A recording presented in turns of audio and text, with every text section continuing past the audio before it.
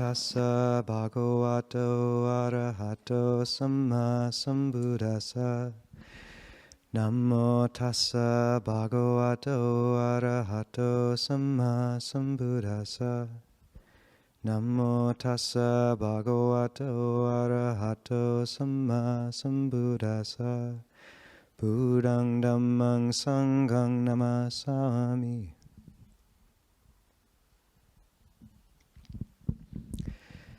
So how is everyone feeling about the state of politics in the world today? Let's get a little show of hands, okay? Okay, any words to place to your feelings? Just raise your hand and speak. No political names, please, but just adjectives or nouns. Discouragement, okay? What? Inhumane. Chaos. What was that? Afraid. Okay. Disgusted. Deep sadness. That's quite a montage. I think we got the picture. So,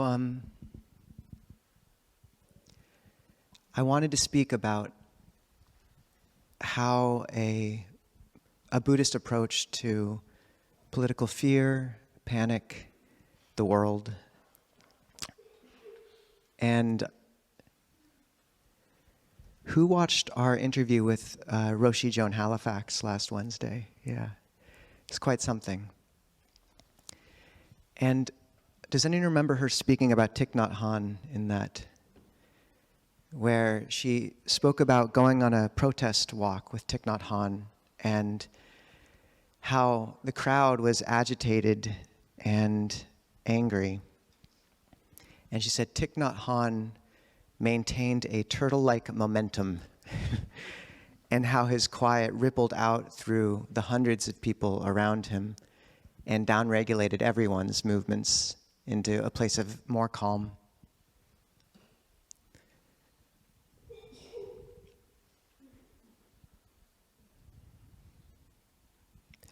And when you touch this lineage, we have to realize that what we're touching in these teachings is a thread that has gone back through monks being beaten by the Red Guard to try to make them disrobe in Maoist China, and just repeating the word Amitabha, the Bodhisattva of compassion. We have to realize we're touching a lineage which has stretched back through times of famine and war, where a few monastics managed to keep the teachings alive deep in the jungle or alone. We have to realize we're touching a lineage which has its wellspring in the Buddha's time, when kingdoms were warring with each other, and there's famine, massacre, child mortality, around 50% probably. When the Buddha's, one of his most prominent disciples, King Bimbisara, was murdered by his son. And then years later, the Buddha's, his son, this King Bimbisara's son, King Ajatasattu, came to the Buddha, and the Buddha taught him. And in the end, King Ajatasattu said, I've done something wrong. I've killed my father, a good man. And the Buddha said, one who acknowledges fault and determines restraint in the future grows in the Dhamma. And in the end, King Ajatasattu was the sponsor of the first Buddhist council, which may be the reason we have any of these teachings now. That there's no place in Buddhism beyond redemption. There's a term, yoniso manasikara, which means appropriate attention. It's a key term in Buddhism because in Buddhist thought, the act of giving attention energizes what you give attention to, whether it be the anger-eating demon or your own anger, your own doubt, your own fear. What we turn the gaze to grows stronger from it and that within ourselves gets fed or starved, depending. Hegel said that evil lies in the gaze that sees evil all around. And with Yoniso Manasikara, Manasikara means action of the mind, attention. And Yoni is womb. So this attention is the womb of good or negative qualities. Where do we give our gaze? How easily do we forget the bright garden our hands work in for the whispers of a serpent? And this is not to say that there are not things deeply wrong with the world that need addressing. And this is a caveat to frame this whole discussion with. There's ways to take action that are beautiful and right. But can we keep one knee on the ground the whole time? Can we keep our hands in Anjali the whole time? Can we not forget the good that surrounds us as well? And can we operate not from a place of anger, but from a place of love, from the four Brahma Viharas, the boundless abodes, the mature emotions? There's a BBC special I reference sometimes where they asked a bunch of world leaders if there was any place for anger. And the Dalai Lama was the only one who said, no, there's never a place to express anger. And it's not that anger can't be an important messenger at times. Sometimes it carries something with it that you need to hear. Justice, a sense of something needs to be addressed. But you don't have to put up the messenger in your house. When you think of those figures through history that have resonated in your heart and in the hearts of everyone around you, Nelson Mandela, Thich Nhat Hanh, Mother Teresa, the Dalai Lama, it's not because they carried anger in them. It's because they acted from love and had a taproot from the mundane world of politic and vicissitudes of famine and war and crisis into the deeper strata of the deeper strata of the archetypal of love and of a resonance which echoes out.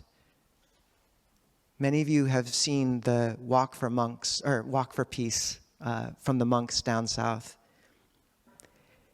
And why is it that that image has made its way throughout the US, where whole communities are gathering in the street to walk with those monks for peace?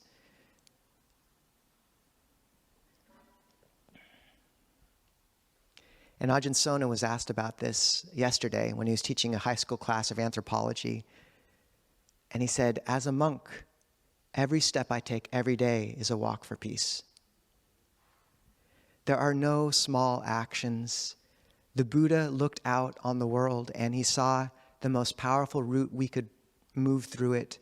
And to live a Buddhist life, developing the Noble Eightfold Path, cleansing the mind and heart of defilement, so that one can be selfless and give and radiate something new into the world. This is the most powerful way we can echo impact and care and how we can truly make a difference. And it comes from love every time. There's a part of the Vinaya, the monastic code, that says we cannot admonish another monk unless we are doing so from a place of love and goodwill. And I know one monk who's had to wait a whole year before he could fulfill that one stipulation. But what would it mean to interact in the movements and protests, things of this nature, in the same manner? To move into those spaces only when you can do it without a sliver of anger in your heart, because it is possible to do that. There's an interesting resonance or difference between the word protest and the word vigil. Maybe neither of them gets at the full scope, but what would it mean to move into these spaces with the deeper taproot into the nature of a vigil and to consider your whole life one of those? We were having a retreat in Winthrop and we were all out walking meditation on the road, and a guy pulled up in a truck and he said, "Are you all protesting something?" And I thought, we kind of are, yes. But love, and the Buddha mentioning that even if bandits were to saw you limb from limb with a two-handled saw. Those among you who gave rise to a single thought of ill will would not be doing my bidding. It's quite a bar. And that means that there's never a place for anger. Always love is what resonates out. Thich Nhat Hanh walking in that protest. Do you think he resonated out because there was contempt or annoyance, or do you think it was because he was moving from that place of love?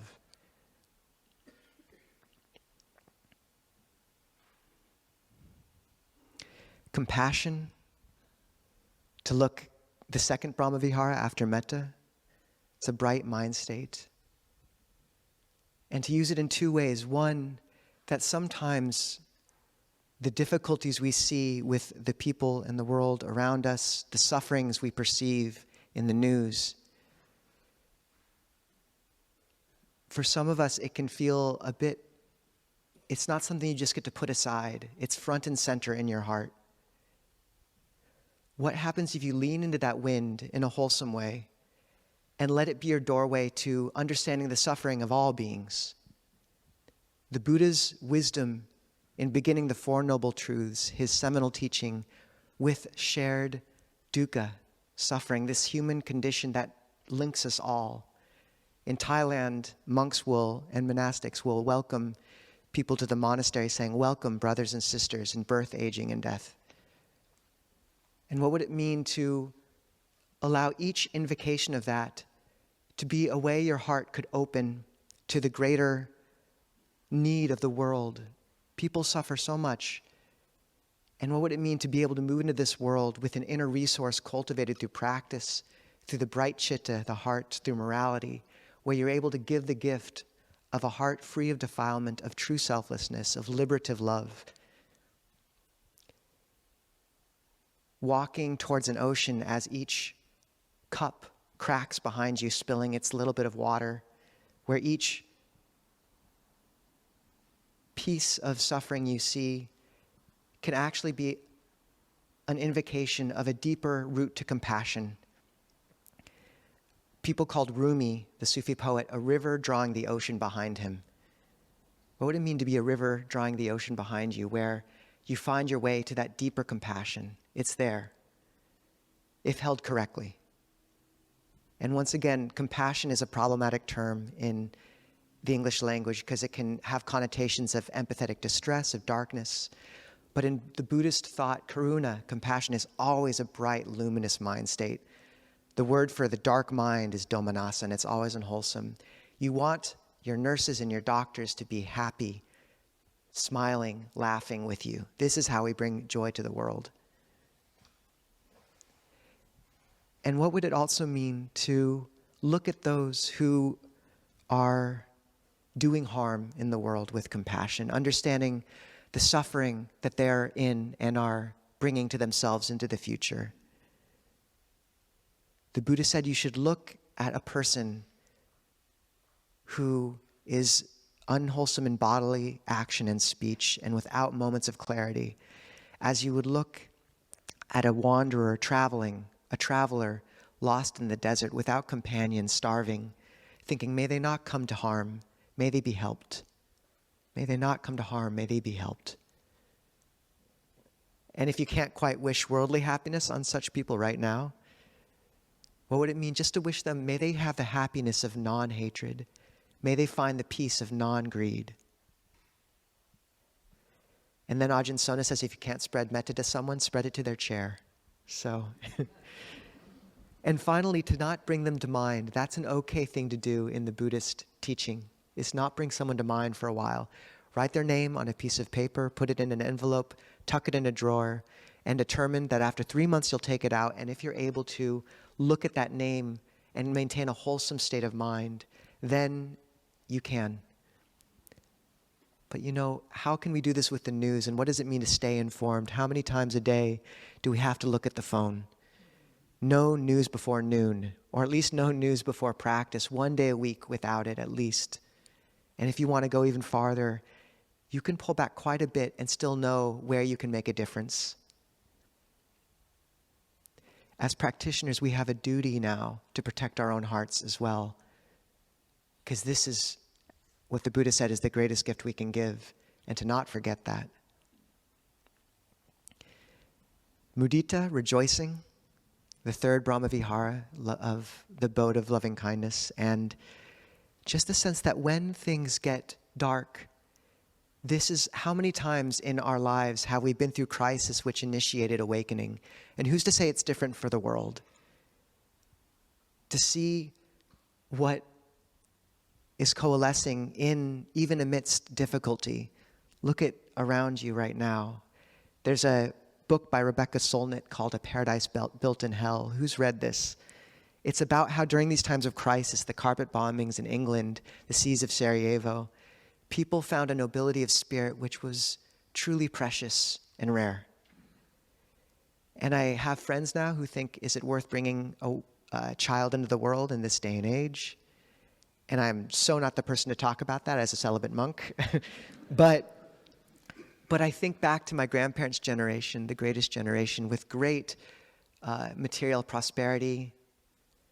And I also understand that for many of them, they did not have the emotional tools we have. They did not have the Dharma. And many of them, I knew at least, were emotionally really unable to grow and fulfill their heart in the way that I wish they would have been able to. And so what a chance for a noble life we have right now to do something truly extraordinary in the midst of great difficulty by holding this thread of Dharma in a time that needs it so desperately, to hold this light aloft. The chance to live a noble life now is as great or as it's ever been. And we have access to these teachings. We have access to these teachings. That is rare in the mix of samsara. We have the chance to do something amazing and precious. And to know that refuge is not lie in thinking the city will never burn. It lies in knowing that if it did, you would never compromise your virtue and your care, your love of this path for that you would care for those who need to be cared for. There's another mythological flourish in the commentaries. This isn't the word of the Buddha, but it's interesting where they say the world cycles end often in fire and violence, and then all the people go to hell after that because they've all been fighting. But every now and again, it'll end from sickness, and everyone will go to heaven in those ones because they'll all care for each other till the end. I'm hoping that's not, a literal thing here right now, but what does that do for the heart to know something in our hearts knows this is a precarious situation? Samsara is samsara. It's never going to be perfect. It is a disaster zone from beginning to end. We can help, but there'll always be a splinter of entropy embedded in it. And to know that in the end, and if we have to wait until the crisis is resolved and the war is finished to be happy and loving practitioners, we will never be happy, loving practitioners. The time is now. The darker it gets, the happier you can be, the more noble life you can live. And if happiness seems like a cheap language for this, think instead of purpose. What is your purpose now being put here for this moment in the crucible that is the Four Noble Truths, looking at dukkha, suffering, as the flame which cleanses the gold. When you smelt gold, you heat it so that the impurities rise to the surface or the block of lead falls to the bottom in a pellet. I looked this up on a YouTube video yesterday to make sure I was getting it right. And only with that heat of difficulty and suffering does patience grow. Do we have any impetus to untangle the heart from the fraught weave of reality in the mundane, conditioned sense, and to come back into a luminous brightness that is our own and which we can gift to others, to find gold to give the world? The Buddha says in the Gold Washer that one who cleanses the fine impurities from their heart gives up thoughts of one's homeland. America is just a concept. What happens if you expand your view to all of humanity and all beings? Does that lighten the heart and broaden it? One gives up thoughts of one's color, caste. Think of this as you will.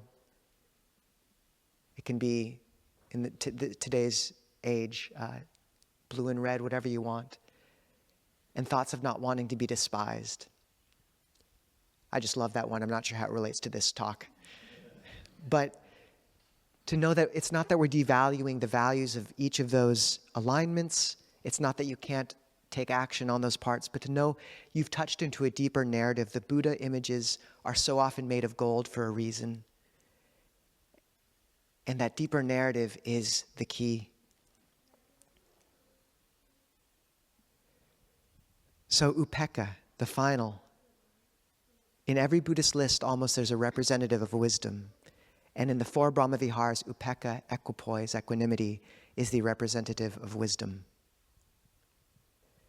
And it's a crown jewel in Buddhism. So often it's the final member of a list. And it is so hard to justify to a world that calls for you to be outraged. You know the bumper sticker, if you're not angry, you're not paying attention.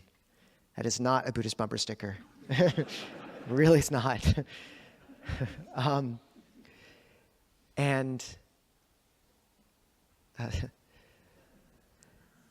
The upekkha comes etymologically from the word to upa, which means to look, to approach, and ik, which means to gaze. So to look closely, or to look at, or to look over. And it's intimately related to this idea of yoniso manasikara, appropriate attention. Ayananda Bodhi translates it as a bird's eye view. Others translate it as a grandmother's love. Joseph Goldstein says it's looking through the earthbound madness through the lens of Venus, which I very much like. And there's no sense of indifference there. Equipoise, the word poise, it's that moment between notes that a dancer stops before it's the right time to move into another one.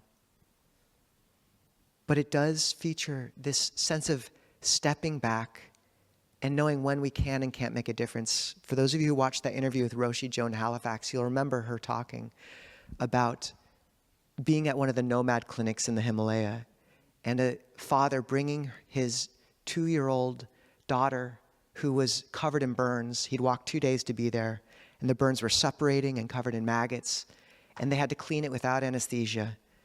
And as Roshi heard the screams and almost fainted, she realized that she'd gone too far in identifying with the child, that what she was there for, providing support for the nurses and the doctors, she was no longer able to do, and so she pulled back and grounded in her feet. There's a place to pull back and hold still. Hold the center. Much of the path of Buddhism, in the words of Ajahn Sona, can be characterized as a warm heart and a cool head. And in the end, upekkha is essential. You can look at it by broadening your view.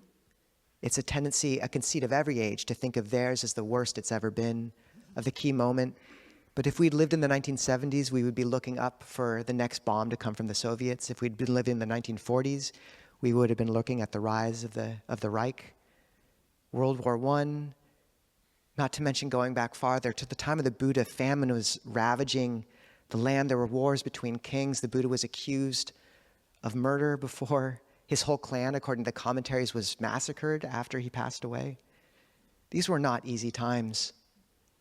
In many ways, the time we live in is very beautiful. There are many things to look to and rejoice in. An accurate headline on the newspaper every day for the last 25 years would say 137,000 people lifted out of extreme poverty. Every single day. That would be the top of the headline. That's been true. And it's not to say there aren't things that are deeply wrong that need to be addressed, but a balanced view, stepping back, widening the gaze, upekkha, looking over, a bird's eye view. And understanding how the Buddha interacted with those times, that he walked with equanimity and love through them. To understand how the Buddhists of the past have navigated falls and rises of empire, of famine and war, and held their center throughout. This is our lineage, and it's a deeper narrative. It's a narrative that lasts lifetimes, and this is one other way of expanding our view. If one believes in rebirth and deva realms, you don't have to, but if you do, to know this is one moment. In the Araka Sutta, the Buddha says, next to nothing is the length of this life, like a drop of dew on a blade of grass, like a line drawn in water. One should touch this truth like a sage, do what is good. For one born, there's no escape from death. We're here for a brief moment to learn and to give, and to expect too much from samsara in terms of fulfilling our expectations. Another bumper sticker, expectations are pre-planned resentments. That's an Ajahn Jeff. What does it mean to see samsara for what it is? Samsara is samsara. It will never be perfect. But in the words of Longpo Liam, there are no obstacles, only worthy adversaries. And Han Shan, a famous Zen teacher, said, after time, the whole path becomes pleasant. Because if things are pleasant, they're pleasant. And if they're difficult, it's a chance to use your Dharma strength, which is pleasant.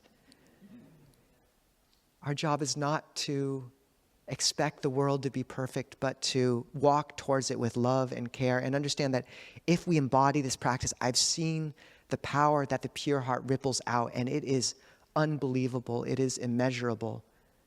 If you can hold that now, be with your practice, restrain your view, your intake of inputs that it doesn't inflame the heart, and take action where you feel inspired to take action in the national realm, in the global realm, in the local realm, but always from a place of love or at least equanimity.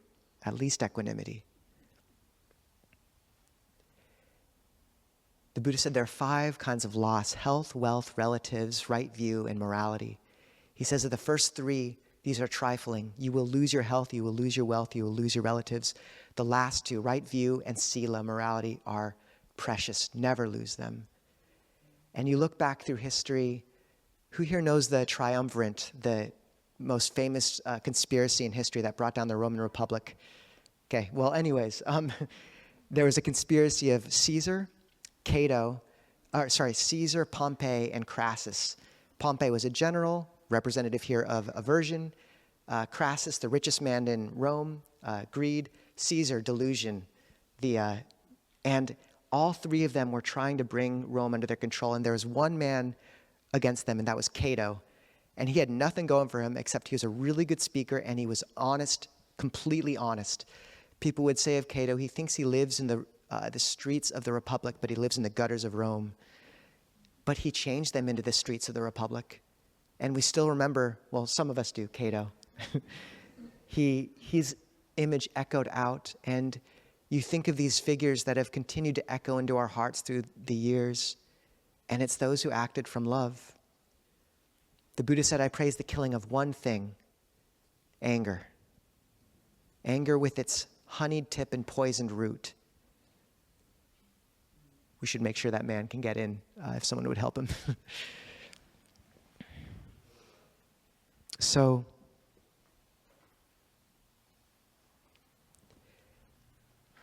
to say there's room for action,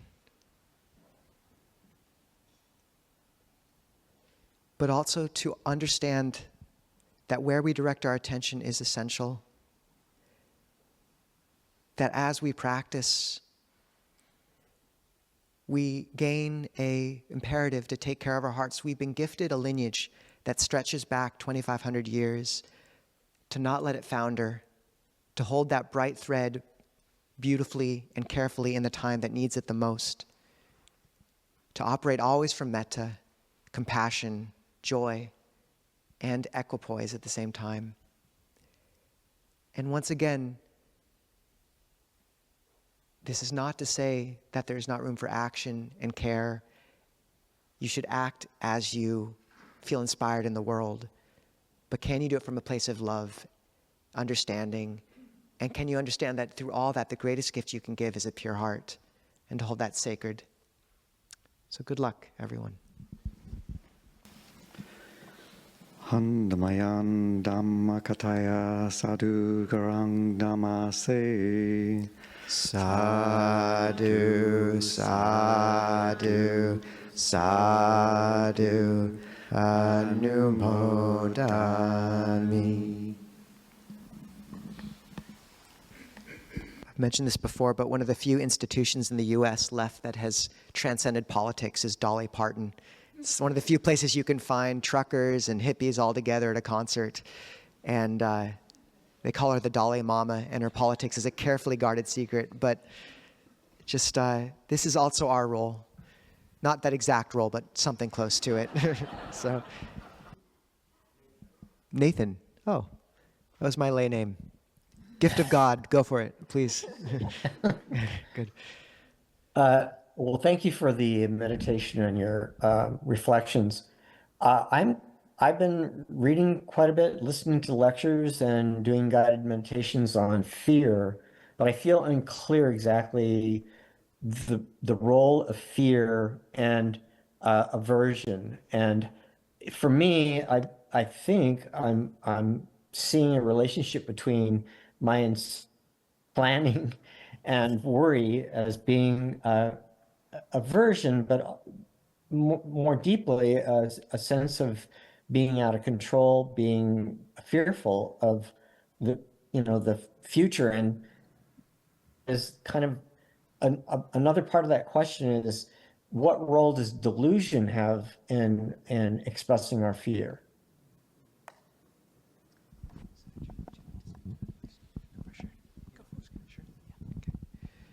Thank you, Nathan. So fear is not classified as a universally unwholesome state in Buddhism because there are legitimately things to be afraid of, namely losing your morality, losing right view.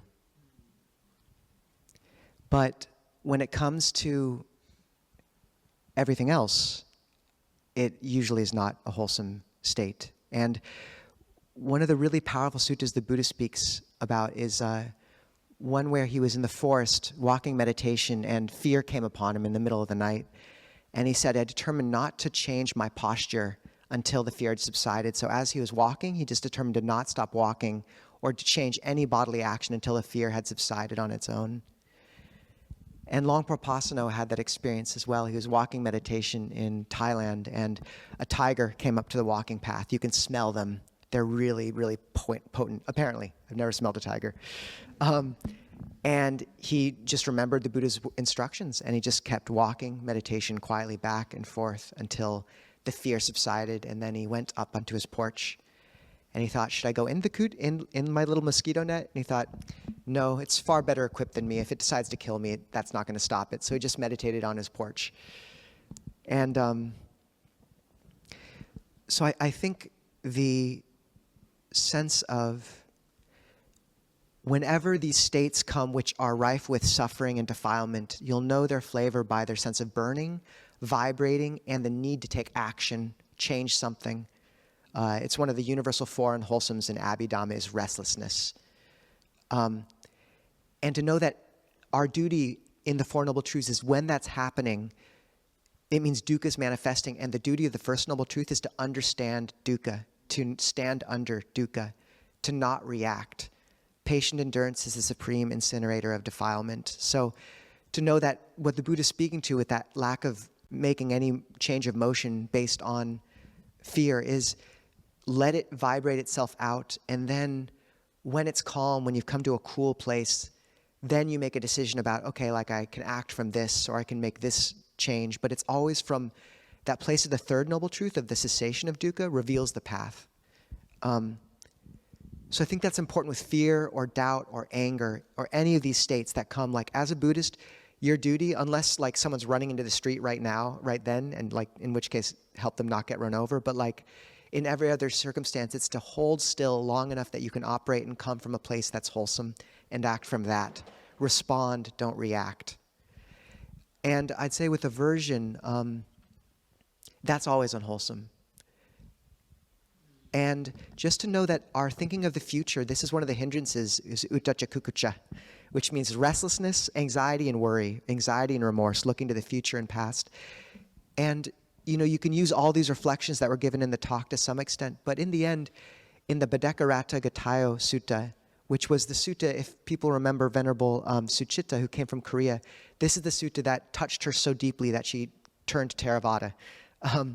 One should not revive the past, nor speculate on what's to come. The past is left behind, the future is unrealized. Here, just here, one clearly sees, in every presently arisen state, this insight is one's strength. So knowing that the Buddha said the four foundations of mindfulness are our ancestral ground, we're invincible there, And so when fear comes, just noticing fear, this is how it feels in the body, this is the pain it brings. And if you're able to maintain that sort of mindfulness around fear or anger or aversion, you are practicing the Four Noble Truths, you're practicing the Satipatthana, you're using difficulty and dukkha as a crucible to purify the heart, and that is your duty. And so you're doing a good job then. And as to how delusion plays into it, we've all had that experience of, not understanding how someone can be acting a certain way. And then you understand what happened to them as a child or what's happening at home. And there's that sense of like, oh, of course. And nothing's changed except you understand why.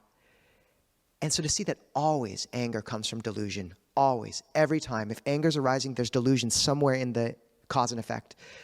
Because you can understand how an unwholesome situation has come to be, but the heart is without holding it with aversion. And delusion is at the root of that, of wanting, expecting the world to be a way it's not. And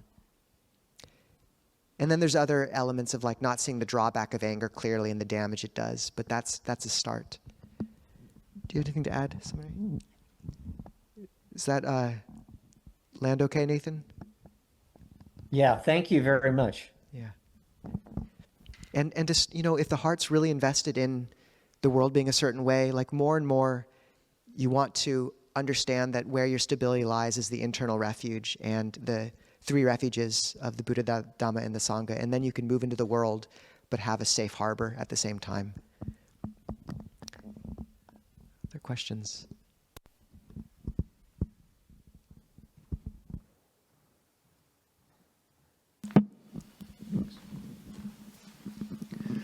Thanks for the talk, Ajahn.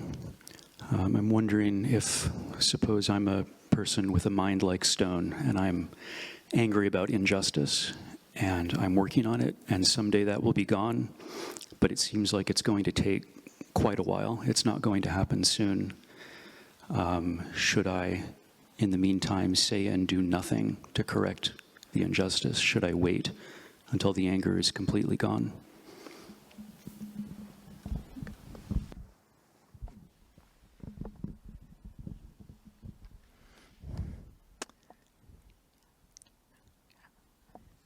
I'll offer some thoughts. The first thing that comes to mind is that we start where we are. And sometimes that can be humbling. And so I appreciate you naming that, like, it feels like this mind is stone, and that there's some deep grooves of anger or what might be.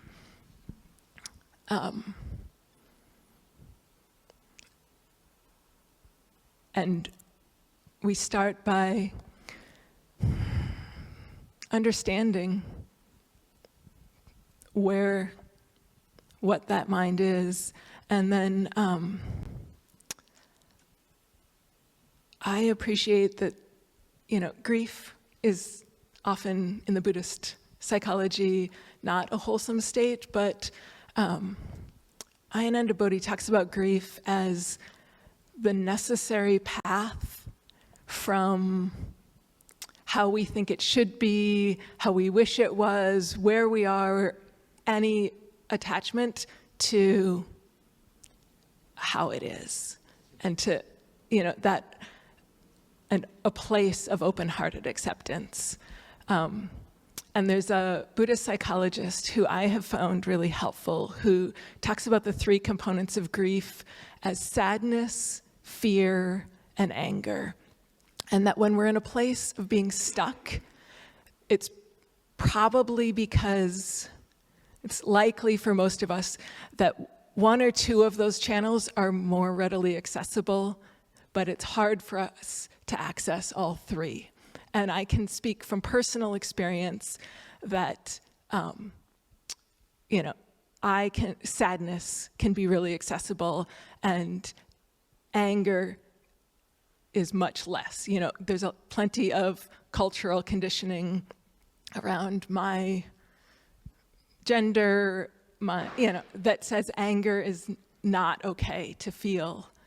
But then we can get stuck in collapse, and similarly, if anger is really accessible, there might be fear or sadness that feel really vulnerable.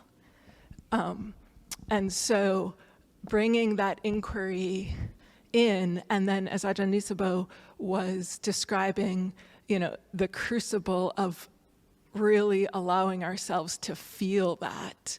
And I can say for myself that allowing myself to feel anger and not act out of it, but to feel it has been a powerful conduit to moving me into a place of understanding my own power and being able to embody that fierce compassion, and then being able to accept this is how it is.